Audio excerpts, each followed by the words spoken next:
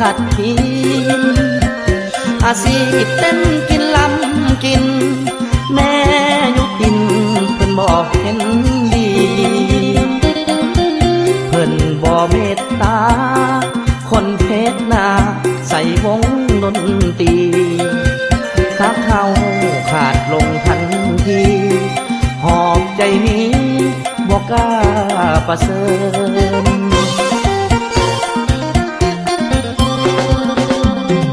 แม่น้องนั้นเพิ่นหูว่าอายสู่หาเงินหลายทางกลางเว้นเฮ็ดงานแน่นอังว่างกลางคืนห้องลำหาเงินหีบผมเงินคำหวังนำไปแต่งลูกสาวเพิ่นแต่ว่าแม่น้องเพิ่นเมินเพิ่นเลือกคนที่ดีไว้แล้วเหลือใจบุญอาย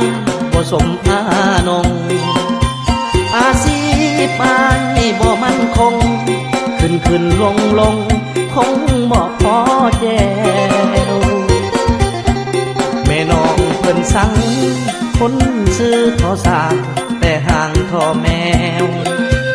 บัดนี้อายผิดหวังแล้วใจแป้วน้ำตาไหลลิ่น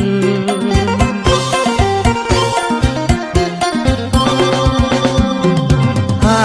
กินน้ำเสียงตูไอทนสู่หาเงินล้านทางเพื่อหวังหาเงินแต่งนางเพิ่นขวางทางตักเลยสูญสิ้นแม่น้องบ่มาบ่อยากได้คนเต้นกินลำกินบ่ให้เต้นกินลำกินสิให้นอนกินหมอแม่เฒ่าเอ้ย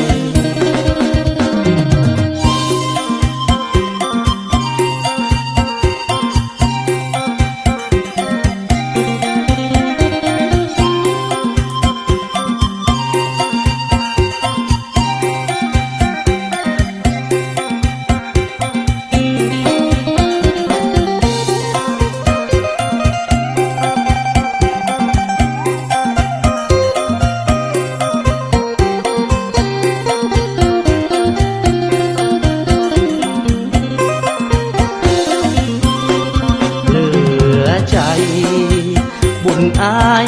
บ่สมอานงอาชีพอายบ่มั่นคงขึ้นลงคงบ่พอแจวแม่น้องเพิ่นสั่งคนซื้อทอสากแต่ห่างทอแมวบัดนี้อายผิดหวังแล้วใจแป้วน้ำตาไหลลิ